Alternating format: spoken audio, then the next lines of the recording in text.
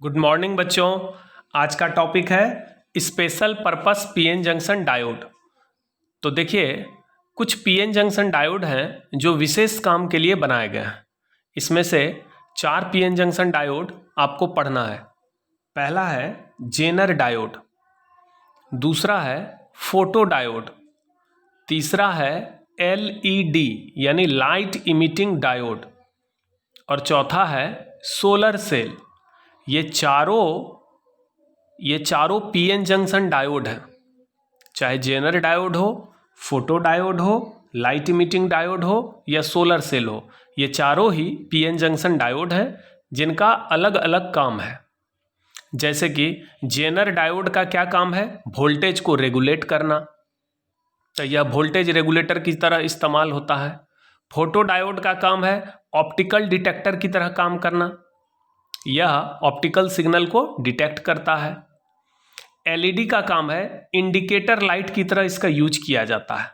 Electronic machine में जो indicator light होता है, या आप लोग दीपावली में जो बल्ब लगाते हैं एलईडी के, शादी विवाह में देखे होंगे एलईडी के बड़े बड़े बोर्ड लगते हैं, तो वो छोटे छोटे एलईडी बल्ब जो होते हैं उसको हम लाइट इमिटिंग डायोड कहते हैं। तो इसका यूज होता है डेकोरेटिंग लाइट में या इंडिकेटर लाइट में। चौथा है सोलर सेल। सोलर सेल का यूज होता है पावर सप्लाई करने के लिए या पावर सोर्स की तरह इसका इस्तेमाल होता है। सोलर सेल क्या करता है? घर में जो लोड होते हैं, बल्ब, पंखे, इन सब को ये इलेक्ट्रिकल एनर्जी यानी पावर सप्लाई करता है सोलर सेल। तो यह पावर सोर्स की तरह इसका इस्तेमाल होता है। जेनर डायोड ब्रेकडाउन रीजन में काम करता है। Photo diode reverse bias region में काम करता है। ये सब ऑब्जेक्टिव क्वेश्चन के लिए इंपॉर्टेंट है, याद रखिएगा। एलईडी फॉरवर्ड बायस में काम करता है और सोलर सेल के लिए कोई बायस नहीं चाहिए, अलग से कोई बैटरी लगाने की ज़रूरत नहीं है। इसमें फॉरवर्ड बायसिंग करना होगा, फोटो डायोड में रिवर्स बायसिंग करना होगा और जेनर डायोड काम करता है आपका ब्रेकडाउन होने के बाद। अब देखिए सेकेंड, तो हम लोगों ने पिछले क्लास में जेनर डायोड और फोटो डायोड पढ़ लिया है। आज हम लोग पढ़ेंगे एलईडी और सोलर सेल। अब देखिए, विजिबल लाइट, ये जो विवग्योर हैं, 7 कलर होते हैं, प्रकाश 7 रंग के होते हैं, तो ये आंख को दिखाई देता है। इस 7 रंग के प्रकाश को हम लोग विवग्योर कहते हैं और ये विजिबल लाइट है। विजिबल लाइट मतलब इसको आंख से हम देख सकते हैं। अगर हम वायलेट से रेड की ओर बढ़ें तो वेवलेंथ बढ़ता है। वेवलेंथ बढ़ता है यानी फ्रीक्वेंसी घटता है। तो सबसे ज़्यादा वेवलेंथ रेड का होता है। ये वेवलेंथ का वैल्यू लगभग 7000 एंगस्ट्रॉम होता है। रेड लाइट का वेवलेंथ लगभग 7000 एंगस्ट्रॉम। ठीक है। अब देखिए, कोई भी लाइट हो, चाहे रेड हो, ऑरेंज हो, येलो हो, ग्रीन हो, ब्लू हो, वायलेट हो, कोई भी लाइट हो, प्रत्येक लाइट फोटोन से मिलकर बनता है और सारे फोटोन की एनर्जी सेम होती है। तो किसी एक फोटोन की एनर्जी का फॉर्मूला है एच न्यू और न्यू बराबर होता है सी बाई लेमडा। तो एच न्यू या h c by lambda. Nu बराबर सी बाई लेमडा इसलिए होता है क्योंकि सी क्या है? वेलोसिटी है लाइट का, न्यू क्या है? फ्रीक्वेंसी है, और लेमडा क्या है? वेवलेंथ। तो भी बराबर एफ लेमडा पढ़े होंगे, तो भी के जगह सी, एफ माने फ्रीक्वेंसी और न्यू का भी मतलब फ्रीक्वेंसी, तो न्यू लेमडा। तो न्यू बराबर यानी फ्रीक्वेंसी बराबर क्या होगा? C by lambda. तो किसी एक फोटोन की एनर्जी का फॉर्मूला है h c by lambda. H को कहते हैं प्लैंक्स कांस्टेंट, इसका वैल्यू फिक्स होता है। इसका वैल्यू है 6.63 इंटू 10⁻⁻34 जूल सेकेंड, यानी ये एसआई सिस्टम में वैल्यू है। सी है speed of light in air और वैक्यूम, जिसका वैल्यू होता है 3 इंटू 10⁻8 मीटर पर सेकेंड। और लेमडा है रेड लाइट का वेवलेंथ। तो रेड लाइट का वेवलेंथ है 7000 एंगस्ट्रॉम। अगर एंगस्ट्रॉम को हम मीटर में बदलें, एसआई में बदलें, तो एक एंगस्ट्रॉम में 10⁻⁻10 मीटर होता है। तो इस तरह से हमको रेड लाइट के एक फोटोन की एनर्जी मिल जाएगी। यह एनर्जी जूल में आएगा। फिर जूल को किस में बदलना होगा? इलेक्ट्रॉन वोल्ट में। तो आप पढ़े होंगे 1 इलेक्ट्रॉन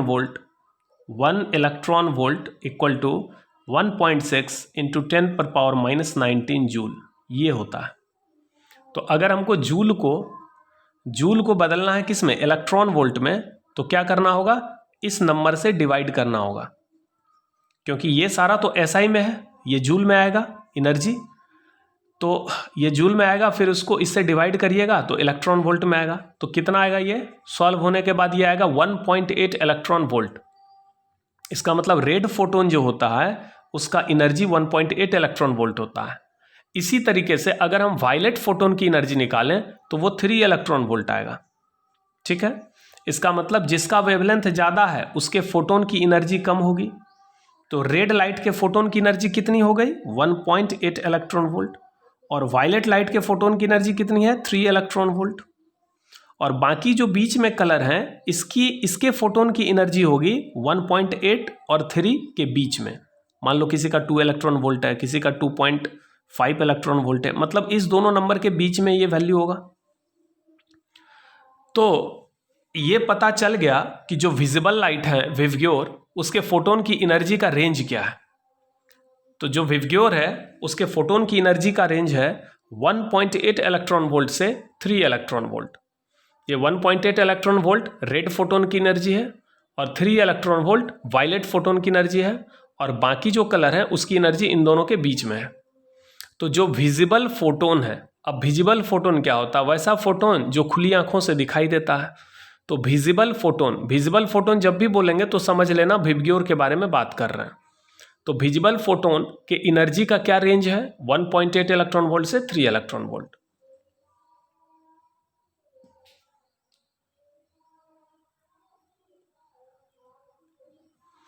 आपने इलेक्ट्रोमैग्नेटिक वेव्स का नाम सुना होगा, इसको हिंदी में कहते हैं विद्युत चुंबकीय तरंग। तो आखिर कौन कौन सा लाइट इलेक्ट्रोमैग्नेटिक वेव में आता है। तो देखिए, ये जो विजिबल लाइट है विवग्योर, यह भी इलेक्ट्रोमैग्नेटिक वेव है। आपने ऑप्टिक्स चैप्टर में पढ़ा होगा कि लाइट एक इलेक्ट्रोमैग्नेटिक वेव है। तो चलिए, ये जो विवग्योर है ये भी इलेक्ट्रोमैग्नेटिक वेव है। Violet, indigo, blue, green, yellow, orange, red, ये सब विजिबल लाइट है। रेड के बाद आता है इंफ्रारेड, इंफ्रारेड के बाद आता है माइक्रोवेव्स, माइक्रोवेव्स के बाद आता है रेडियो वेव्स। वायलेट के पीछे है अल्ट्रावायलेट, अल्ट्रावायलेट के पीछे है एक्सरे, और एक्सरे के पीछे है गामा रे। तो यहाँ से यहाँ तक ये जितने भी वेव्स हैं ये सारे के सारे इलेक्ट्रोमैग्नेटिक वेव्स हैं। अब देखिए, ये जो विवग्योर है इसको हम विजिबल लाइट कहते हैं, क्योंकि ये आंखों को दिखाई देता है, मानव नेत्र इसको देख सकता है। लेकिन इंफ्रारेड ये आंख को दिखाई नहीं देता। माइक्रोवेव, इसको भी आप आंख से नहीं देख सकते। रेडियो वेव यानी रेडियो तरंग, इसको भी आंख से नहीं देख सकते। अल्ट्रावायलेट, यह भी आंख से नहीं दिखता, इसी को पराबैंगनी कहते हैं। एक्सरे, यह भी आंख से नहीं दिखता। गामा रे, यह भी आंख से नहीं दिखता। इसका मतलब ये सभी इलेक्ट्रोमैग्नेटिक वेव्स हैं, और ये सभी वेव फोटोन से मिलकर बने हैं। ऑप्टिक्स 3 पार्ट में आपने पढ़ा था, ray optics, wave optics, quantum optics. तो क्वांटम ऑप्टिक्स के अनुसार कोई भी इलेक्ट्रोमैग्नेटिक वेव हो, चाहे लाइट हो, इंफ्रारेड हो, माइक्रोवेव हो, वो सभी के सभी छोटे छोटे फोटोन से मिलकर बने हैं। तो इसका मतलब इंफ्रारेड भी छोटे छोटे फोटोन से मिलकर बना है। इंफ्रारेड, अब देखिए, रेड के फोटोन का एनर्जी कितना है, 1.8 इलेक्ट्रॉन वोल्ट। वायलेट फोटोन का एनर्जी कितना है, 3 इलेक्ट्रॉन वोल्ट। अल्ट्रावायलेट के फोटोन की एनर्जी 3 से अधिक होगी। इसका मतलब देखिए, इधर से इधर जब जाइएगा तो वेवलेंथ बढ़ते चले जाएगा। देख रहे हैं, ये लैम्डा, यहाँ पर देखिए ये लिखा हुआ है लैम्डा। इसका मतलब जब हम इधर से इधर जाते हैं तो वेवलेंथ बढ़ता है इलेक्ट्रोमैग्नेटिक वेव का, लेकिन जब हम इधर से इधर आते हैं तो फ्रीक्वेंसी बढ़ता है। अब देखिए, फोटोन की एनर्जी क्या होती है, एच न्यू, यानी जिसका फ्रीक्वेंसी अधिक होगा उसके फोटोन का एनर्जी अधिक होगा। तो सबसे अधिक एनर्जी किस फोटोन का है, जरा सोच के बताइए। सबसे ज़्यादा एनर्जी गामा रे फोटोन का होगा। गामा रे भी तो फोटोन से मिलकर बना है, तो सबसे हाई एनर्जी किसका होता है, गामा रे फोटोन का। और सबसे कम एनर्जी किस फोटोन का होता है, रेडियो वेव का। रेडियो तरंग का वेवलेंथ सबसे अधिक है, ध्यान से देखिए, रेडियो वेव का वेवलेंथ सबसे अधिक है, इसलिए इसके फोटोन का एनर्जी सबसे कम होगा। ठीक, तो देखिए वायलेट के फोटोन का एनर्जी है 3 इलेक्ट्रॉन वोल्ट, रेड के फोटोन का एनर्जी है 1.8, इंफ्रारेड का 1.8 से कम होगा, माइक्रोवेव का उससे भी कम, रेडियो वेव का उससे भी कम। वायलेट के पहले है अल्ट्रावायलेट, अल्ट्रावायलेट के फोटोन का एनर्जी 3 से अधिक होगा, मान लो 4 इलेक्ट्रॉन वोल्ट है, इसका और ज़्यादा होगा, और गामा रे का सबसे अधिक होता है।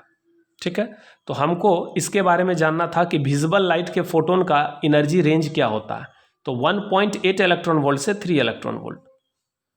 अब एक क्वेश्चन आपसे हम पूछते हैं कि मान लीजिए एक फोटोन है, let us consider a photon, और उस फोटोन की एनर्जी है 5 इलेक्ट्रॉन वोल्ट।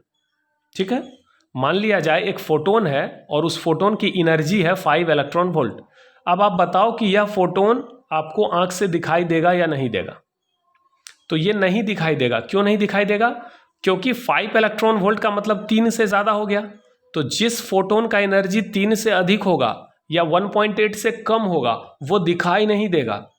आपको वही फोटोन दिखाई देगा जिसका एनर्जी 1.8 से 3 के बीच में हो। जैसे किसी फोटोन की एनर्जी अगर 2.1 इलेक्ट्रॉन वोल्ट है तो क्या वो दिखेगा? तो हाँ दिखेगा। क्यों? क्योंकि ये 1.8 से 3 के बीच में है।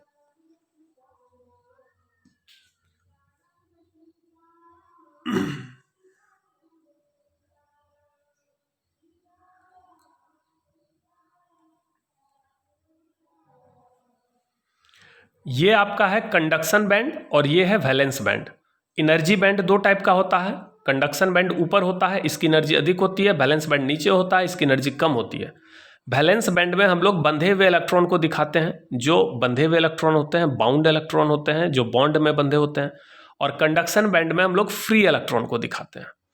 तो यहाँ वैलेंस बैंड के 4 इलेक्ट्रॉन रूम टेम्परेचर पर एनर्जी पाकर कंडक्शन बैंड में चले गए और यहाँ पर 4 होल छोड़कर चले गए। अब जरा देखिए, अगर यही इलेक्ट्रॉन, अगर कंडक्शन बैंड के इलेक्ट्रॉन उड़कर इस होल में गिरेंगे तो क्या होगा? तो जब भी कोई इलेक्ट्रॉन, कंडक्शन बैंड का जब भी कोई इलेक्ट्रॉन, यानी फ्री इलेक्ट्रॉन की मैं बात कर रहा हूँ, जब भी कोई फ्री इलेक्ट्रॉन कंडक्शन बैंड से उड़ के किस में गिरे? होल में गिरे, तो यहाँ पर ये होल खत्म हो जाएगा, इलेक्ट्रॉन तो यहाँ आ जाएगा। ठीक है, तो जब भी कोई फ्री इलेक्ट्रॉन होल में गिरता है तो एनर्जी रिलीज होता है। यानी एक इलेक्ट्रॉन जब एक होल में गिरता है तो एक फोटोन निकलता है। फोटोन भी तो एनर्जी ही है। एक फोटोन का मतलब, एक फोटोन में कितनी एनर्जी होती है? h न्यू या hc बाई लेमडा। तो जब हम बोलते हैं कि एनर्जी निकलता है, दैट मीन्स फोटोन निकलता है। तो एक इलेक्ट्रॉन जब एक होल में गिरता है तो 1 फोटोन निकलता है, एक फोटोन निकलता है। फिर अगर ये इलेक्ट्रॉन इस होल में गिरेगा तो एक और फोटोन निकलेगा, ये इलेक्ट्रॉन इस होल में गिरेगा तो एक और फोटोन निकलेगा, और ये इलेक्ट्रॉन जब इस होल में गिरेगा तो एक और फोटोन निकलेगा। इसका मतलब 4 इलेक्ट्रॉन के गिरने से 4 फोटोन निकलेगा। तो जब भी कोई इलेक्ट्रॉन होल में गिरता है तो एनर्जी निकलता है, दैट मीन्स फोटोन निकलता है। अगर लाखों की संख्या में ये फ्री इलेक्ट्रॉन्स हों तो सोचिए लाखों की संख्या में ये फोटोन निकलेंगे। ठीक है, अब इस फोटोन की एनर्जी कितनी होगी? तो याद रखिए, इस इलेक्ट्रॉन की एनर्जी, ये इलेक्ट्रॉन की एनर्जी अधिक है, तो जब ये ऊपर से नीचे गिरेगा तो कितना एनर्जी रिलीज करेगा? इसको समझिए। मान लीजिए ये जो एनर्जी लेवल है ये 3 इलेक्ट्रॉन वोल्ट की है, और ये जो लेवल है ये 1 इलेक्ट्रॉन वोल्ट का है। ठीक है, यहां पर होल है और यहां पर इलेक्ट्रॉन है। तो ये जो इलेक्ट्रॉन है इसकी एनर्जी कितनी है? 3 इलेक्ट्रॉन वोल्ट। और यहां पर जो होल है इसकी एनर्जी कितनी है? 1 इलेक्ट्रॉन वोल्ट। तो जब यह इलेक्ट्रॉन इस होल में गिरेगा तो एक फोटोन निकलेगा। उस फोटोन का एनर्जी कितना होगा? 3 - 1, दैट मीन्स 2 इलेक्ट्रॉन वोल्ट होगा। जो फोटोन रिलीज होगा, जो फोटोन यहां से निकलेगा, उसकी एनर्जी हो जाएगी 3 - 1, दैट इज 2 इलेक्ट्रॉन वोल्ट। समझ में आया? इसका मतलब जब भी कोई फ्री इलेक्ट्रॉन होल में गिरता है तो एक फोटोन निकलता है, और उस फोटोन की एनर्जी इस दोनों एनर्जी लेवल के डिफरेंस के बराबर होता है, यानी उसके अंतर के बराबर होता है। तो जरा यहां समझिए कि यहां से यहां तक के गैप को हम एनर्जी गैप कहते हैं, एनर्जी गैप। तो अगर कोई इलेक्ट्रॉन, फ्री इलेक्ट्रॉन होल में गिरेगा तो एक फोटोन निकलेगा, और उसका जो एनर्जी होगा या तो एनर्जी गैप के बराबर होगा या एनर्जी गैप से अधिक होगा, क्योंकि देखो ये वाला इलेक्ट्रॉन जब यहाँ गिरेगा तो एनर्जी गैप से ज़्यादा एनर्जी रिलीज होगा, क्योंकि एनर्जी गैप जितना भी है उससे ज़्यादा एनर्जी यहाँ इस ट्रांजिशन के लिए निकलेगा। यह इलेक्ट्रॉन जब ट्रांजिट होकर इसमें गिरेगा, यहाँ से जंप करके इसमें आएगा, तो फिर एक फोटोन निकलेगा, उसकी एनर्जी गैप से अधिक होगी। इसका मतलब जो उत्सर्जित फोटोन है, उत्सर्जित यानी रिलीज्ड फोटोन, उस फोटोन की एनर्जी हमेशा एनर्जी गैप से अधिक होगी या कम से कम एनर्जी गैप के बराबर होगी। इस कंडीशन को याद रखिए। Whenever an electron from conduction band moves to the valence band and it falls in the hole, a photon is released. The energy of the released photon is equal to the difference in the energy level. So the energy of the released photon will be greater than or equal to energy gap. अब यहां पर देखिए, यह एक PN junction diode है। इस PN junction diode को मैंने एक बैटरी से कनेक्ट किया, पी को पॉजिटिव टर्मिनल से और एन को नेगेटिव टर्मिनल से। इसका मतलब ये फॉरवर्ड बायसिंग है, एफ बी का मतलब फॉरवर्ड बायसिंग, तो ये फॉरवर्ड बायसिंग में है। तो फॉरवर्ड बायसिंग में आपको पता होगा एक फॉरवर्ड करंट फ्लो होता है पी से एन की ओर, जो मेनली डिफ्यूजन होता है। तो फॉरवर्ड बायसिंग में क्या होगा, ये जो डिप्लीशन जोन है यह जोन घटता है, ठीक है। इधर क्या है, आपका मेजॉरिटी इलेक्ट्रॉन है और इधर क्या है, होल है, मेजॉरिटी होल है। पी का मतलब इसमें होल की संख्या अधिक है क्योंकि पॉजिटिव होता है होल, एन का मतलब निगेटिव, इसका मतलब इधर इलेक्ट्रॉन की संख्या अधिक है। तो जैसे आप फॉरवर्ड बायसिंग करोगे, ये जो लेयर है इसकी मोटाई घटेगी, इसका चौड़ाई घटेगा, और जैसे ये चौड़ाई घटेगा तो मेजॉरिटी चार्ज कैरियर का फ्लो बढ़ जाएगा, यानी इलेक्ट्रॉन किधर भागना स्टार्ट हो जाएगा, इलेक्ट्रॉन भागेगा इधर और ये जाके सीधा होल में गिरेगा। तो इलेक्ट्रॉन जैसे ही इधर भागेगा तो करंट किधर फ्लो होगा, इधर, और इलेक्ट्रॉन जब इधर भागेगा तो इलेक्ट्रॉन जाके किस में गिरेगा, होल में, तो एक फोटोन निकलेगा। ये जो इलेक्ट्रॉन है फ्री इलेक्ट्रॉन है, ये जितने भी मेजॉरिटी इलेक्ट्रॉन है ये सारे फ्री हैं, यहां पर समझिए ये सारे फ्री इलेक्ट्रॉन है। तो ये फ्री इलेक्ट्रॉन जब भाग कर इधर आते हैं, क्यों भाग रहे हैं ये, क्योंकि ये लेयर घट गया तो मेजॉरिटी इलेक्ट्रॉन और मेजॉरिटी होल को मौका मिल गया फ्लो होने का, तो इसका फ्लो बढ़ जाएगा। तो फॉरवर्ड बायसिंग में क्या होता है, एन साइड के जो मेजॉरिटी इलेक्ट्रॉन है वो भाग के किधर गिरते हैं, पी साइड के मेजॉरिटी होल में गिरते हैं, और एक इलेक्ट्रॉन जब एक होल में गिरता है तो एक फोटोन निकलता है। अगर इस फोटोन का एनर्जी विजिबल रेंज में हो, यानी विजिबल रेंज आपको पता है 1.8 इलेक्ट्रॉन वोल्ट से 3 इलेक्ट्रॉन वोल्ट के बीच में हो, अगर इस फोटोन का एनर्जी इसी रेंज में हो तो वह फोटोन हमको दिखाई देगा।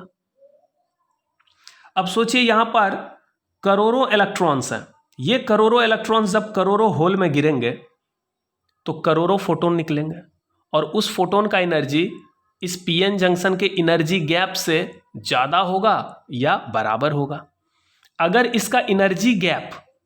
इस पीएन जंक्शन का एनर्जी गैप इसी रेंज में डाल दिया जाए, यानी एक ऐसा पीएन जंक्शन बनाया जाए जिसका एनर्जी गैप कितना रखा जाए, 1.8 से 3 के बीच में। मान लो एक मैंने पीएन जंक्शन बनाया, ठीक है, ऐसे कंपाउंड से बनाया कि उसका एनर्जी गैप 3 इलेक्ट्रॉन वोल्ट है, एग्जैक्ट 3 इलेक्ट्रॉन वोल्ट है। तो जब भी इसका फॉरवर्ड बायसिंग करेंगे तो मेजॉरिटी इलेक्ट्रॉन फ्लो होकर मेजॉरिटी होल में गिरेगा और लाखों करोड़ों फोटोन निकलेंगे, और उस फोटोन का एनर्जी गैप के बराबर होगा या थोड़ा उससे ज़्यादा होगा। तो एनर्जी गैप कितना मैंने फिक्स कर दिया, 3 इलेक्ट्रॉन वोल्ट। तो इसका मतलब सारे फोटोन की एनर्जी 3 इलेक्ट्रॉन वोल्ट के आसपास होगी। इसका मतलब जो कलर निकलेगा, वो जो लाइट निकलेगा उसका कलर कैसा होगा, वायलेट, क्योंकि वायलेट फोटोन की एनर्जी होती है 3 इलेक्ट्रॉन वोल्ट। इसी फंक्शन पर आपका एलईडी बल्ब काम करता है। जब भी एलईडी बल्ब को हम बैटरी से जोड़ते हैं तो वो तुरंत एक खास कलर के साथ जलने लगता है। तो 7 कलर है तो 7 कलर के एलईडी बल्ब आते हैं, ठीक है। तो एलईडी बल्ब रेड भी हो सकता है, वायलेट भी हो सकता है, ग्रीन भी हो सकता है, येलो भी हो सकता है, अलग अलग कलर के एलईडी बल्ब होते हैं। और एलईडी बल्ब का कलर कौन डिसाइड करता है, एनर्जी गैप। जिस पीएन जंक्शन का एनर्जी गैप 1.8 इलेक्ट्रॉन वोल्ट रखा जाएगा, मान लीजिए मैंने एक कंपाउंड लिया, उस कंपाउंड का एनर्जी गैप 1.8 इलेक्ट्रॉन वोल्ट है और उसी कंपाउंड से ये पीएन जंक्शन डायोड बना। तो जब इसका हम फॉरवर्ड बाइसिंग करेंगे तो इलेक्ट्रॉन तो पता है होल में गिरेगा और फोटोन निकलेगा और उस फोटोन का एनर्जी गैप के बराबर होगा, लेकिन एनर्जी गैप का वैल्यू पहले से मैंने सेट करके रखा है 1.8। इसका मतलब फोटोन का एनर्जी 1.8 होगा, इसका मतलब वो फोटोन रेड होगा और वो रेड लाइट के रूप में निकलेगा, वो हमको दिखाई देगा। अब सवाल है कि ये जो एलईडी बल्ब हैं या एलईडी हैं, ये तो पीएन जंक्शन डायोड हैं, तो ये एलईडी बल्ब किस कंपाउंड के बनते हैं? तो एक कंपाउंड है गैलियम आर्सेनाइड फॉस्फाइड, नाम देखिए थोड़ा बड़ा है, गैलियम आर्सेनाइड फॉस्फाइड। इस कंपाउंड का जनरल फार्मूला है गैलियम के लिए Ga, आर्सेनाइड यानी आर्सेनिक के लिए As और फॉस्फाइड यानी फास्फोरस के लिए P। P के नीचे में X लिखा हुआ है, X एक नंबर है, X क्या है? एक नंबर है जिसका वैल्यू 0 और 1 के बीच में होगा, और आर्सेनिक के बगल में लिखा हुआ है 1 - X। ठीक है, मान लीजिए X का वैल्यू 0 और 1 के बीच में सेलेक्ट करना होता है, तो मान लीजिए X का वैल्यू मैंने कितना ले लिया? 0.4। Let us consider X = 0.4। X का वैल्यू आपको 0 और 1 के बीच लेना है, तो मान लीजिए X का वैल्यू मैंने ले लिया 0.4। देन तब इस कंपाउंड का मॉलिक्यूलर फार्मूला क्या मिल जाएगा? Ga गैलियम, As आर्सेनाइड, ये 1 - X, तो 1 - 0.4 इसका मतलब 0.6, और ये फास्फोरस X यानी 0.4। तो इसका ये मतलब हुआ कि गैलियम एक सेमीकंडक्टर है, जैसे कि आपका सिलिकॉन, जर्मेनियम, गैलियम, ये सब क्या है? सेमीकंडक्टर। तो ये तो प्योर सेमीकंडक्टर है। तो गैलियम एक सेमीकंडक्टर है, उसके आधे भाग में आर्सेनिक मिलाइए, ये इस तरह का करिए। ये गैलियम का एक मैंने टुकड़ा लिया, ये टुकड़ा किस चीज़ का है? गैलियम का। ये तो प्योर सेमीकंडक्टर है। इसके आधे भाग में आप क्या करिए? आर्सेनिक मिलाइए, और कितना मात्रा में मिलाइए? तो 60%। 0.6 का मतलब हो गया 60% आर्सेनिक मिलाइए, आर्सेनिक, और बाकी आधे भाग में फास्फोरस मिक्स करिए 40%। 0.4 का मतलब 40%। तो जो कंपाउंड बनेगा ये पीएन जंक्शन डायोड बनेगा कि नहीं? पीएन जंक्शन ऐसे ही बनाते थे ना कि एक प्योर सेमीकंडक्टर के आधे भाग में मान लीजिए ट्राइवेलेंट इंप्योरिटी और बाकी आधे भाग में पेंटावेलेंट इंप्योरिटी मिक्स करते थे, तो इस तरह से एक पीएन जंक्शन डायोड बनता था। तो जब आप ऐसा करेंगे तो आपका एक खास कलर का एलईडी तैयार होगा। इसी में जब अगर x का वैल्यू 0.5 लेंगे, मान लो जब x का मान मैंने 0.4 लिया, तो मान लो रेड एलईडी बना। 0.5 लेने पर हो सकता है ब्लू बन जाए, 0.6 लेने पर हो सकता है वायलेट बन जाए, 0.8 लेने पर, मतलब इसमें x का वैल्यू अलग अलग वैल्यू लेने पर अलग अलग कलर का एलईडी बनेगा। तो ये क्वेश्चन ऑब्जेक्टिव में आ सकता है कि एलईडी जो बनता है किस कंपाउंड का बनता है? तो एलईडी बनता है गैलियम आर्सेनाइड फॉस्फाइड, इसी कंपाउंड का एलईडी बनता है। एलईडी का यूज कहाँ होता है? एलईडी का यूज होता है indicator light in electronic machine, यानी इलेक्ट्रॉनिक मशीन में इंडिकेटर लाइट के रूप में होता है, या फिर इसका इस्तेमाल होता है डेकोरेटिंग लाइट। डेकोरेट करना मतलब सजाना, डेकोरेटिंग लाइट के तौर पे भी इसका इस्तेमाल होता है। तो मुख्य बात क्या हो गया एलईडी के बारे में? एलईडी एक पीएन जंक्शन डायोड है। अगर आ जाए कि एलईडी के बारे में 4 लाइन लिखना है, 2 नंबर में आ गया व्हाट इज एलईडी, तो सबसे पहले लिखिएगा कि एलईडी का पूरा फॉर्म है लाइट इमिटिंग डायोड, प्रकाश उत्सर्जक डायोड। एलईडी जो है एक पीएन जंक्शन डायोड है। इसका काम होता है as a decorating light use होता है, या इलेक्ट्रॉनिक मशीन में इंडिकेटर लाइट के रूप में यूज होता है। यह गैलियम आर्सेनाइड फॉस्फाइड कंपाउंड से बनाया जाता है, और इसको हमेशा फॉरवर्ड बायसिंग में ही इस्तेमाल किया जाता है। फॉरवर्ड बायसिंग में क्या होता है? एन साइड के मेजोरिटी इलेक्ट्रॉन पी साइड के मेजोरिटी होल में गिरते हैं और फोटोन निकलता है, जिस फोटोन की एनर्जी गैप के बराबर होती है या थोड़ा बहुत उससे अधिक होती है। अगर एनर्जी गैप का वैल्यू इसी रेंज में सेट कर दिया जाए, 1.8 से 3 के बीच सेट कर दिया जाए, तो फोटोन की एनर्जी इसी रेंज में आएगी, और इस रेंज में अगर फोटोन निकलना शुरू होगा तो वो हमको दिखाई देगा, क्योंकि यह जो रेंज है ये विजिबल रेंज है। तो इस तरह से एलईडी बनता है। नेक्स्ट है सोलर सेल।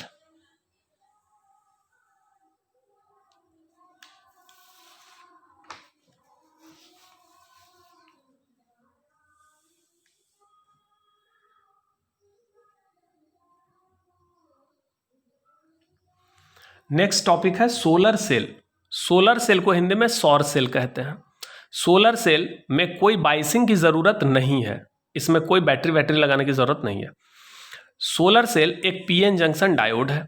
आप देख सकते हैं यह पीएन जंक्शन डायोड है, इसमें कोई भी बाइसिंग नहीं किया गया है, इसको बैटरी से नहीं जोड़ा गया है, ठीक है, ना फॉरवर्ड बाइसिंग ना रिवर्स बाइसिंग, कोई बाइसिंग नहीं चाहिए, सीधा एक पीएन जंक्शन डायोड लो। तो पीएन जंक्शन डायोड जब मैं लूँगा तो यहाँ पर एक आपका डिप्लीशन लेयर ऑलरेडी बना हुआ रहता है और यहाँ पर ये इलेक्ट्रिक फील्ड है जो इस डायरेक्शन में है, एन से पी की ओर। अब देखिए अभी तो कोई करंट फ्लो नहीं होगा क्योंकि ये बिल्कुल इक्विलिब्रियम में है। अगर फॉरवर्ड बाइसिंग करेंगे तो पी से एन की ओर एक हाई करंट फ्लो होगा, अगर रिवर्स बाइसिंग करेंगे तो एन से पी की ओर एक बहुत कम मान का करंट फ्लो होगा। लेकिन अभी इसमें कोई बाइसिंग नहीं है, तो कोई बाइसिंग नहीं है तो कोई करंट फ्लो नहीं होगा, यानी डिफ्यूजन और ड्रिफ्ट दोनों बराबर हैं, इक्वल एंड अपोजिट हैं, इसलिए कोई नेट करंट फ्लो नहीं होगा, ये बिल्कुल इक्विलिब्रियम में। अब हम क्या करते हैं, इसके ऊपर सनलाइट डालते हैं, यानी इसको धूप में रखते हैं। जैसे ही धूप में रखेंगे तो सनलाइट यानी फोटोन, और वो फोटोन, बहुत सारा फोटोन कहाँ आएगा, यहाँ जंक्शन के पास। तो जब एक फोटोन एक बंधे हुए इलेक्ट्रॉन से टकराता है, मान लो ये इलेक्ट्रॉन बंधा हुआ है और इस बंधे हुए इलेक्ट्रॉन को फ्री करने के लिए कितना एनर्जी चाहिए, एनर्जी गैप के बराबर या उससे थोड़ा बड़ा। किसी भी बंधे हुए इलेक्ट्रॉन, कोई भी बंधा हुआ इलेक्ट्रॉन कौन से बैंड में होता है, वैलेंस बैंड में होता है। ये मान लो वैलेंस बैंड है, इस वैलेंस बैंड में बहुत सारा बंधा हुआ इलेक्ट्रॉन है। अगर हम चाहते हैं ये फ्री होकर कहाँ चला जाए, ऊपर कंडक्शन बैंड में, तो कम से कम कितना एनर्जी देना होगा, एनर्जी गैप के बराबर या थोड़ा बहुत उससे ज़्यादा। जब एक फोटोन एक इलेक्ट्रॉन से टकराता है, जब एक फोटोन, ध्यान से सुनिए, जब एक फोटोन एक इलेक्ट्रॉन से टकराता है तो वह फोटोन अपना सारा एनर्जी इस इलेक्ट्रॉन को देता है। अगर इस इलेक्ट्रॉन को एनर्जी गैप के बराबर एनर्जी मिल जाए तो यह मूव होके फ्री हो जाएगा, यह कंडक्शन बैंड में चला जाएगा और बिल्कुल फ्री हो जाएगा। तो यहाँ जो ये डिप्लीशन जोन है, इस डिप्लीशन जोन में कोई भी फ्री इलेक्ट्रॉन या फ्री होल नहीं होता, ध्यान से समझिएगा। उसका वजह है ये इलेक्ट्रिक फील्ड। इस इलेक्ट्रिक फील्ड के कारण कोई भी फ्री इलेक्ट्रॉन या कोई भी फ्री होल यहां पर नहीं रह सकता, इसीलिए इसको हरासी क्षेत्र कहते हैं। हरासी का मतलब हो गया लॉस। इस एरिया में आपका क्या चीज का लॉस हो गया है, free charge carrier. No free charge carrier can remain in this region due to this electric field, because electric field will sweep electrons to n side and will sweep hole to p side. Electric field का direction आप देखो, यहां पर अगर कोई electron free होगा तो electron, वो फ्री इलेक्ट्रॉन पर ये फोर्स लगाएगा और वो उसको इलेक्ट्रिक फील्ड के अपोजिट डायरेक्शन में इधर भेज देगा। अगर कोई फ्री होल होगा तो होल चूंकि पॉजिटिव है तो इस पर फोर्स किधर लगेगा, फील्ड के डायरेक्शन में, तो होल को इधर भेज देगा। तो इस रीजन में जो भी इलेक्ट्रॉन होल फ्री था वो तो मूव कर चुका है, यानी अभी कोई भी फ्री चार्ज कैरियर है ही नहीं इसमें। लेकिन मान लो अगर इस जंक्शन के पास हम लाइट डालते हैं, माने बहुत सारा फोटोन इस पे डालते हैं, और उस फोटोन का अगर फोटोन का एनर्जी कितना होता है, h-nu, अगर उस फोटोन का एनर्जी गैप से अधिक हो या कम से कम उसके बराबर भी हो, जो लाइट मैंने इस जंक्शन के पास डाला उस लाइट के फोटोन का एनर्जी अगर एनर्जी गैप से अधिक हुआ तो वह फोटोन जब यहां पर बंधे हुए इलेक्ट्रॉन से टकराएगा, और ध्यान से समझिएगा इसमें फ्री इलेक्ट्रॉन तो नहीं है लेकिन बंधा हुआ इलेक्ट्रॉन बहुत सारा है, इस एरिया में बहुत सारा बंधा हुआ इलेक्ट्रॉन है। अगर उस बंधे हुए इलेक्ट्रॉन को एनर्जी गैप के बराबर या उससे अधिक एनर्जी मिल गई तो वो बिल्कुल फ्री हो जाएगा। और यह एनर्जी कहां से मिलेगा, इसी फोटोन से, क्योंकि फोटोन के पास एनर्जी गैप से ज्यादा एनर्जी है। तो मान लीजिए फोटोन के पास एनर्जी गैप से अधिक एनर्जी है और वह फोटोन इलेक्ट्रॉन से टकरा गया, बंधे हुए इलेक्ट्रॉन से। तो जब वह फोटोन बंधे हुए इलेक्ट्रॉन से टकरा गया तो वह इलेक्ट्रॉन क्या होगा, फ्री हो जाएगा। और जैसे यहां पर इलेक्ट्रॉन फ्री होगा, एक इलेक्ट्रॉन फ्री होगा तो वहां पर एक होल भी बनेगा। तो जैसे ही इलेक्ट्रॉन फ्री होगा तो इलेक्ट्रॉन तुरंत ही इधर भागेगा, क्योंकि इलेक्ट्रिक फील्ड है यहां पर, और होल तुरंत इधर भागेगा। क्योंकि फ्री चार्ज कैरियर यहाँ पे रह नहीं सकता इलेक्ट्रिक फील्ड के कारण। तो अभी तक तो ये इलेक्ट्रॉन बंधा था तो कोई बात नहीं, लेकिन जैसे ये फ्री हुआ, क्यों फ्री हुआ? क्योंकि इस पर फोटोन गिरा, फोटोन ने उसको एनर्जी दिया और वो फ्री हो गया। तो जैसे वो फ्री होगा तो इलेक्ट्रॉन भाग के इधर आएगा और होल भाग के इधर आएगा। अब यहाँ पर हम क्या करते हैं, मेटल का एक पतला सा प्लेट लगा देते हैं जिसको हम फ्रंट कंटैक्ट कहते हैं, और यहाँ पर मेटल का एक छोटा सा पतला सा प्लेट लगाते हैं जिसको हम बैक कांटेक्ट कहते हैं। तो यह जो मेटल है, यह मेटल क्या करता है, यह सारे फ्री इलेक्ट्रॉन को अपने अंदर समेट लेता है, यानी अट्रैक्ट करता है। यह मेटल क्या करेगा, जैसे ये इलेक्ट्रॉन इधर आएगा तो ये यहाँ पे नहीं रुकेगा, ये सीधा भाग के इस मेटल के अंदर जमा हो जाएगा।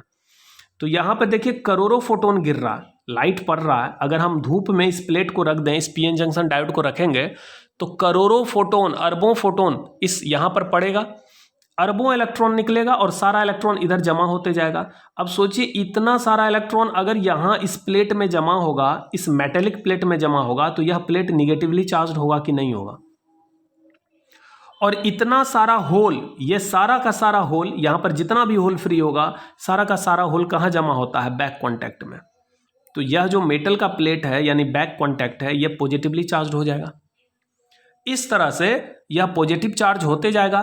तो अब जरा सोचिए, किसी भी मेटल के प्लेट पर अगर हम पॉजिटिव चार्ज डालेंगे तो उसका पोटेंशियल बढ़ेगा कि नहीं? आप पढ़े इलेक्ट्रोस्टैटिक्स में, किसी भी कंडक्टर पर जितना चार्ज डालोगे उसका पोटेंशियल उतना बढ़ेगा। तो इसका पोटेंशियल पॉजिटिव में बढ़ते जाएगा, इसका पोटेंशियल निगेटिव में बढ़ते जाएगा।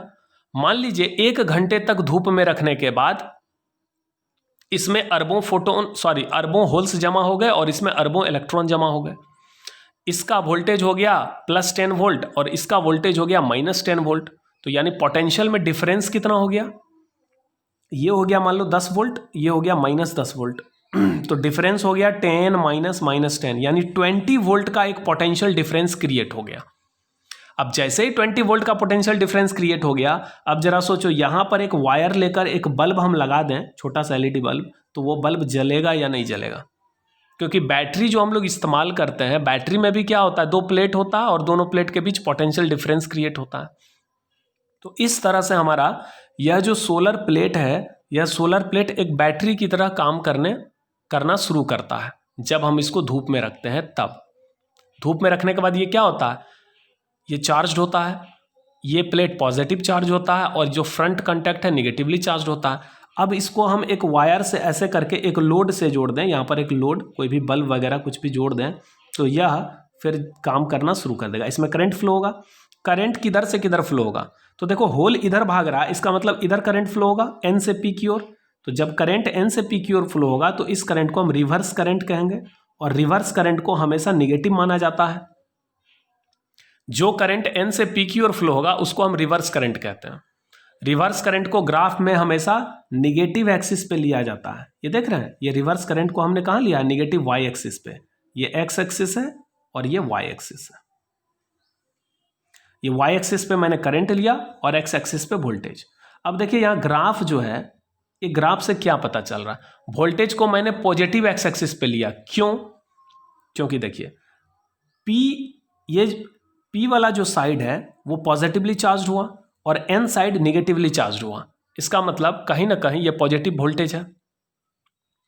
अगर P वाला साइड पॉजिटिव हो और N साइड निगेटिव हो तो ऐसे पोटेंशियल डिफरेंस को पॉजिटिव माना गया।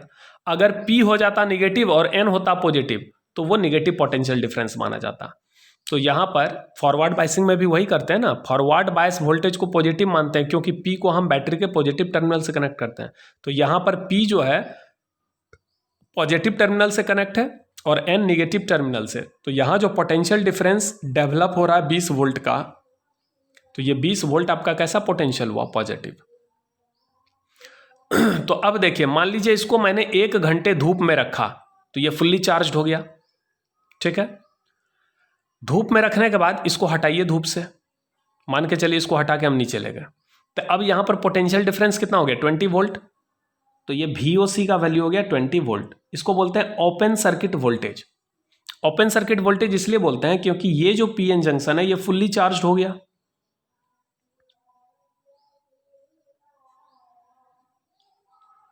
ये आपका फुल्ली चार्ज हो गया 1 घंटे मैंने धूप में रखा, फुल्ली चार्ज हो गया। अब यहां पर पोटेंशियल डिफरेंस कितना है? 20 वोल्ट। अभी मैंने कोई लोड कनेक्ट नहीं किया। मान लीजिए एक बल्ब मैंने यहां पर कनेक्ट किया, ठीक है,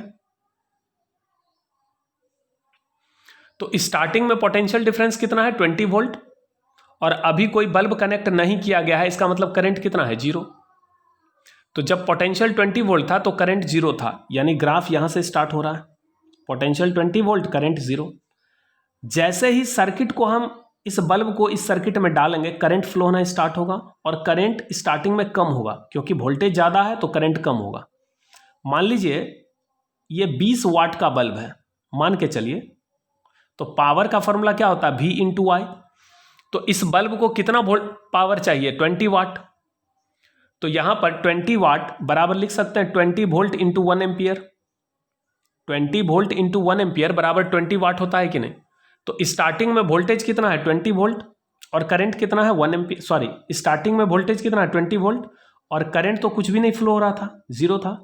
लेकिन जैसे ही बल्ब को कनेक्ट किए, अब मान लीजिए वोल्टेज हो गया आपका घटकर 15 वोल्ट।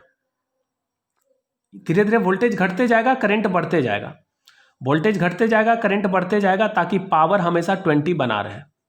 तो मान लीजिए ये वोल्टेज घट के हो गया 15 वोल्ट, ठीक है, और करंट बढ़कर हो गया 15 इंटू 20/15। मान लीजिए करंट बढ़कर हो गया 4/3 एम्पियर। तो जब अब वोल्टेज और करंट को मल्टीप्लाई करेंगे, 15 को 4/3 से मल्टीप्लाई करेंगे तो कितना आ जाएगा? 20 वाट। फिर वोल्टेज घटते जाएगा, करंट, तो यहाँ देखिए वोल्टेज घटकर 20 से कितना हो गया? 15, तो करंट बढ़कर हो गया 4/3। फिर और घटेगा वोल्टेज, मान लीजिए वोल्टेज घटकर हो गया 10 वोल्ट, करंट बढ़कर हो गया 2 एम्पियर। जब वोल्टेज 10 वोल्ट होगा तो करंट बढ़कर 2 एम्पियर होगा, तो 10 दूना 20 वाट इसको मिल जाएगा। इसको तो भाई पावर से मतलब है, बल्ब को 20 वाट मिलना चाहिए। अगर वोल्टेज घट रहा है तो निश्चित रूप से करंट बढ़ेगा, ताकि उसको पावर बराबर मिल सके और ये बल्ब जल सके। लास्ट में क्या होगा? वोल्टेज घटते घटते 0 हो जाएगा और करंट मैक्सिमम होगा। तो याद है, शॉर्ट सर्किट में मैक्सिमम करंट फ्लो होता है, इसलिए जब करंट मैक्सिमम हो जाएगा तो इसको हम शॉर्ट सर्किट करंट कहते हैं। और इसको हम नेगेटिव एक्सिस पे इसलिए लेते हैं क्योंकि यह करंट N से P की ओर फ्लो होता है। तो ये जो ग्राफ है, ये सोलर सेल का ग्राफ है। ये अक्सर IIT और मेडिकल के एग्जाम में ये ग्राफ आता है और डायरेक्ट पूछा जाता है कि सोलर सेल का कौन सा ग्राफ है। तो सोलर सेल का ग्राफ कौन से क्वाड्रेंट में होता है? ये first quadrant, second quadrant, third quadrant और ये फोर्थ क्वाड्रेंट। तो सोलर सेल का ग्राफ फोर्थ क्वाड्रेंट में होता है। क्लियर है? और लास्ट में क्या होता है? जब वोल्टेज 0 हो जाएगा, यानी ये फुल्ली डिस्चार्ज हो जाएगा, उस समय करंट मैक्सिमम होगा, बल्ब तो जलेगा लेकिन उसके बाद बल्ब का जलना बंद हो जाएगा। तब इसको वापस से आप धूप में रखिए, चार्ज करिए, फिर बल्ब जलेगा। तो यही है। अब देखिए, सोलर सेल में 3 प्रोसेस के थ्रू ये वोल्टेज जनरेट होता है। यहाँ जो आपने देखा कि वोल्टेज जनरेट हो गया, 20 वोल्ट का पोटेंशियल डिफरेंस यहाँ पे डेवलप होता है, यह 3 तरीके से होता है, 3 प्रोसेस से होता है। पहला प्रोसेस है जेनरेशन, हिंदी में बोलते हैं जनन, यानी कोई चीज उत्पन्न होना। दूसरा प्रोसेस है सेपरेशन, जिसको कहते हैं पृथक्करण, यानी अलग अलग करना। और तीसरा प्रोसेस है कलेक्शन, जिसको कहते हैं संग्रह करना, यानी कोई चीज कलेक्ट करना। तो सबसे पहले देखिए, जैसे ही हम यहाँ पर लाइट डालते हैं तो इलेक्ट्रॉन और होल का नया पेयर डेवलप होता है, यानी जनरेट होता है।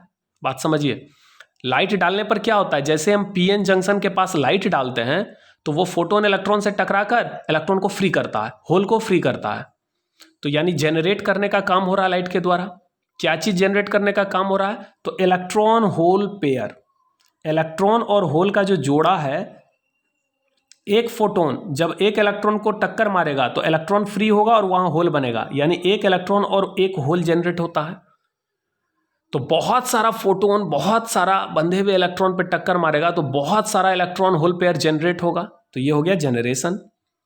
दूसरा है सेपरेशन, इलेक्ट्रॉन भाग के इधर चला गया, होल भाग के इधर चला गया, यानी इलेक्ट्रॉन और होल एक साथ नहीं रहेगा, सेपरेट हो जाएगा, अलग अलग हो जाएगा। ये कमाल होता है इलेक्ट्रिक फील्ड के द्वारा। इलेक्ट्रिक फील्ड क्या करता है? जैसे ही इलेक्ट्रॉन होल पेयर डेवलप होता है, उसी समय इंस्टेंटेनियसली, उसी समय क्या होता है कि इलेक्ट्रॉन को इधर भगाता है, होल को इधर भगाता है।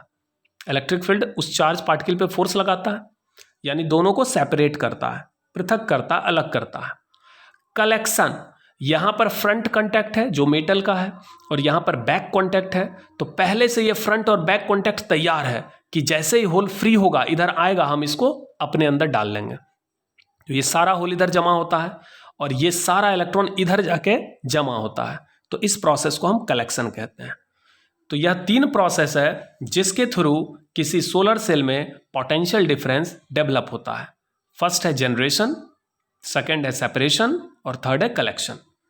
ये लाइट जनरेट कर रहा है इलेक्ट्रॉन होल पेयर को, इलेक्ट्रिक फील्ड सेपरेट कर रहा है और ये जो कॉन्टैक्ट्स हैं फ्रंट एंड बैक कॉन्टैक्ट वो उसको कलेक्ट कर रहा है। तो कलेक्शन का काम कौन करता है? Front end back contact. Separation का काम कौन करता है? Electric field. और जनरेट कौन करता है इलेक्ट्रॉन होल पेयर को? तो लाइट।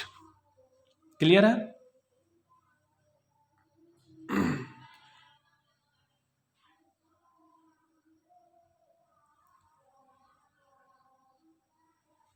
सोलर प्लेट को हम लोग इस तरह से दिखाते हैं। एक्चुअल में सोलर प्लेट कुछ इस टाइप का दिखता है।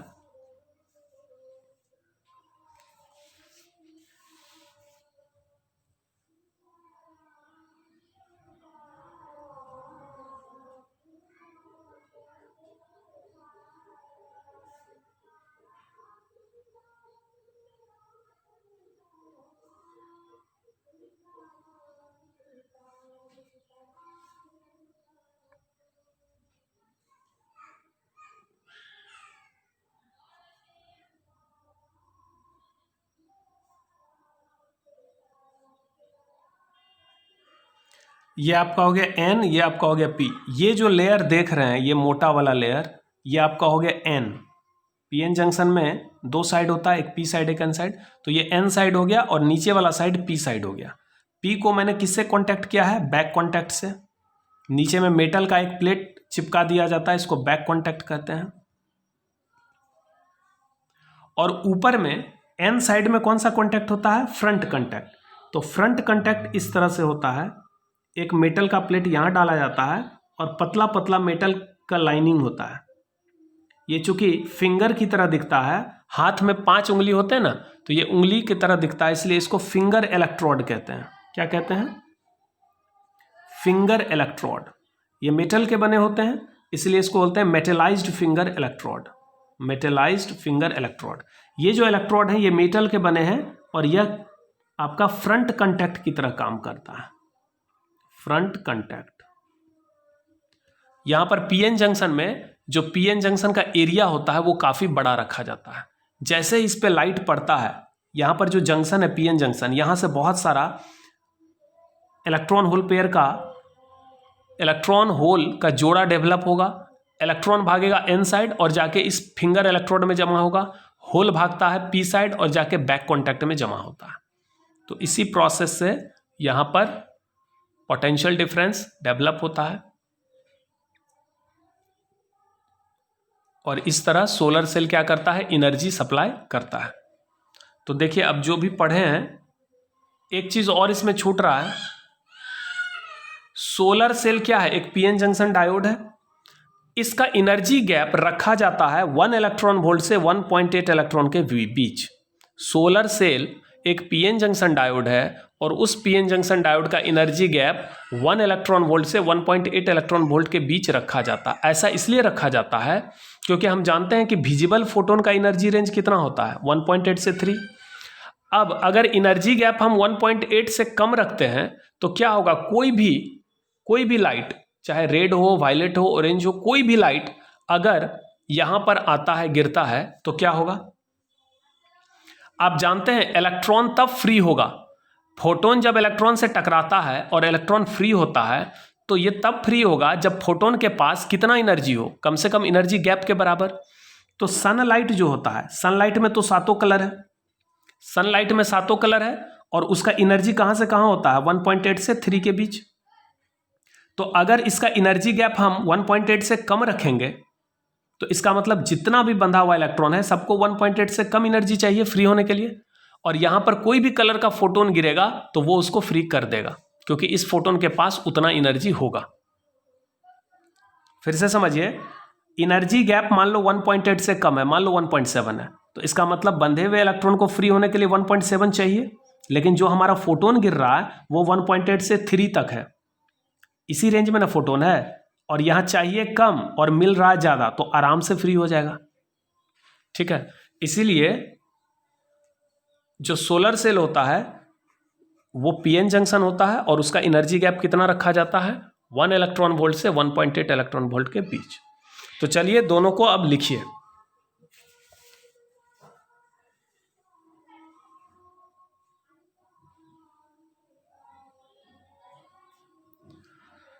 ये थर्ड हो गया light emitting diode LED. It is a special purpose diode operated under forward bias. यह एक विशेष पर्पस डायोड है, विशेष काम के लिए बनाया गया डायोड है जो कि फॉरवर्ड बायस में काम करता है। Under forward bias electrons from conduction band moves towards P side. Forward biasing जैसे ही करते हैं, देखिए ये फॉरवर्ड बायसिंग है, पी को मैंने पॉजिटिव और एन को निगेटिव, ये आपका फॉरवर्ड बायस। ये क्वेश्चन बराबर आता है कि एलईडी कौन से बायस में काम करता है, फॉरवर्ड बायस। तो एन साइड का जो इलेक्ट्रॉन है, जो फ्री इलेक्ट्रॉन है यानी कंडक्शन बैंड का जो इलेक्ट्रॉन है, वो पी साइड के होल में गिरता है, where they combine with holes in valence band, और होल किधर होता है, वैलेंस बैंड में, and release energy equal to band gap. तो जैसे ही कंडक्शन बैंड का फ्री इलेक्ट्रॉन वैलेंस बैंड के होल में गिरेगा, ये इलेक्ट्रॉन इधर भाग के इधर आता है, तब ना करंट फ्लो होता है, एक फॉरवर्ड करंट, तो वो एनर्जी रिलीज करेगा किसके बराबर, बैंड गैप यानी एनर्जी गैप के बराबर।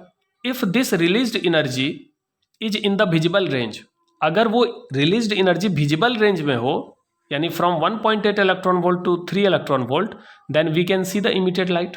तो उस फोटोन को हम देख सकते हैं। LEDs are made from semi conducting compounds like gallium arsenide phosphide. इसी कंपाउंड से एलईडी बनता है। LEDs are very commonly used in electronic machines as an indicator light. ठीक, note that VI characteristics of a LED is similar to that of a silicon junction diode. हमने silicon junction diode का आपका VI characteristics बताया था, तो उसी तरह का वीआई कैरेक्टरिस्टिक्स आपका एलईडी का भी होगा, क्योंकि एलईडी भी तो एक पीएन जंक्शन डायोड है। तो इसको लिख लीजिए, ये एलईडी हो गया। एग्जाम में आप बिल्कुल अपने लैंग्वेज में लिख सकते हैं एलईडी के बारे में। एलईडी के बारे में क्या लिखिएगा, 4 लाइन। ये एक special purpose PN junction diode है, फॉरवर्ड बायस में काम करता है, और इसका यूज़ होता है इंडिकेटर लाइट की तरह या डेकोरेटिंग लाइट की तरह। ये सेमी कंडक्टिंग कंपाउंड जैसे गैलियम आर्सेनाइड फास्फाइड इस कंपाउंड से बनता है। यही सब 3-4 लाइन लिख दीजिएगा। फिर ये फॉरवर्ड बायस में क्या होता है, एन साइड के मेजोरिटी इलेक्ट्रॉन पी साइड के मेजोरिटी होल में जब गिरते हैं तो एनर्जी रिलीज होता है। इस रिलीज्ड एनर्जी का वैल्यू बैंड गैप के बराबर होता है, और अगर ये बैंड गैप पहले से ही इसी रेंज में सेट कर दिया जाए तो जो फोटोन निकलेगा वो हमको दिखेगा। इस तरह से लाइट दिखता है। सिलिकॉन जंक्शन डायोड का वीआई कैरेक्टरिस्टिक्स मैंने इस तरह का बताया था। ये यहाँ पर थ्रेशोल्ड वोल्टेज है, यहाँ ब्रेकडाउन वोल्टेज। उसी तरह का वीआई कैरेक्टरिस्टिक्स आपका एलईडी का भी होता है, सेम इस तरह का। This is the VI graph for a LED.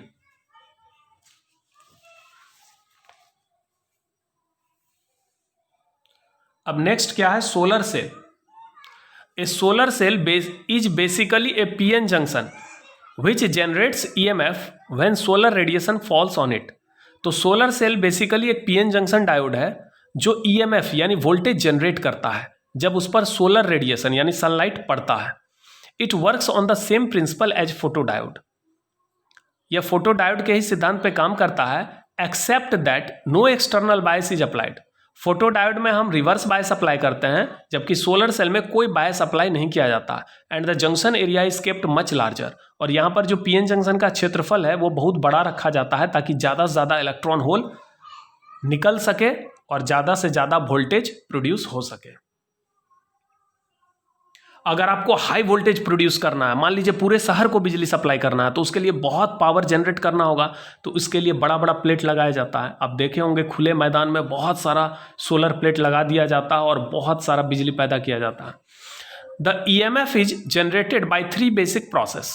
Voltage 3 basic process से जनरेट होता है। पहला है जनरेशन, सेपरेशन एंड कलेक्शन।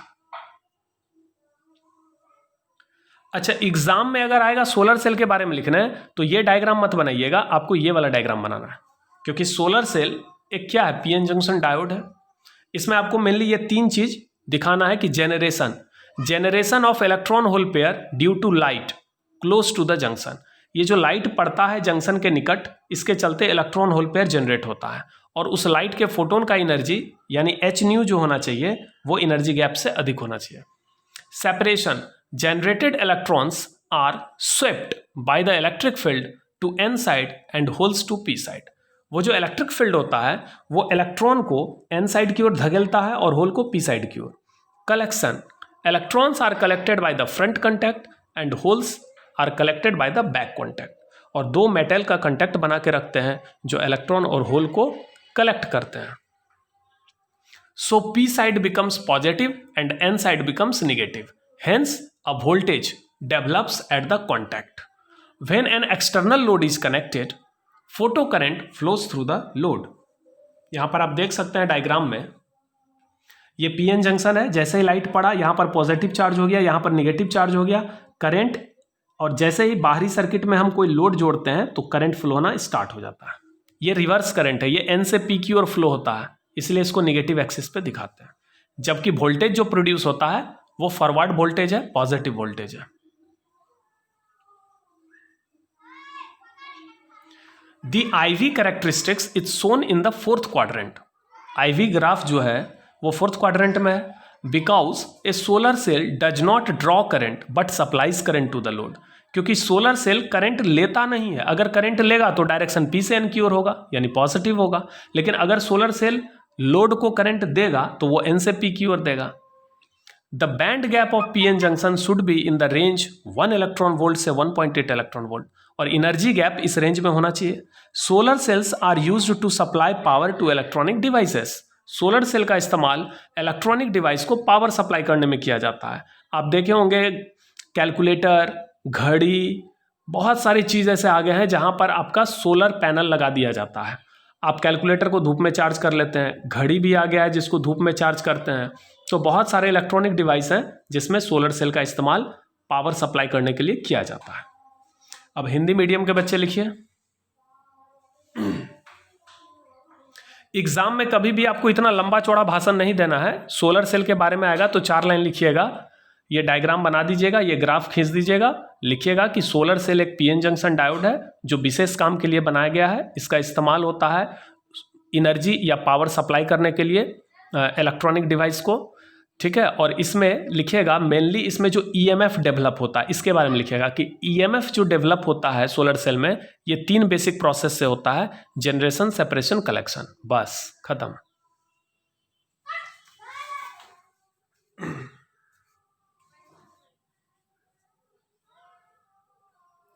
यहां से एलईडी को लिखिए।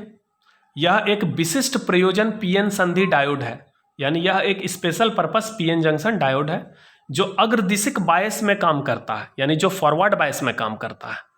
फॉरवर्ड बायस में कंडक्शन बैंड यानी चालन बैंड का इलेक्ट्रॉन पी फलक की ओर गति करता है। तो फॉरवर्ड बायस में क्या होता है,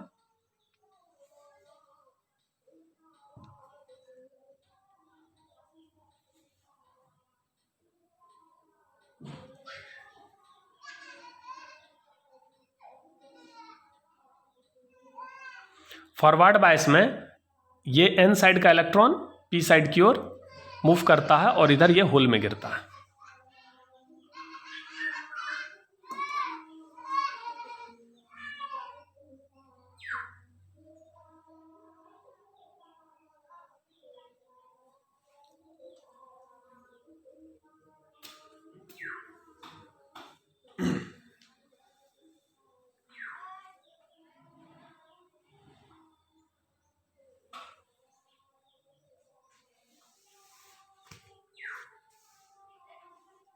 नेक्स्ट है सोलर सेल यानी सौर सेल।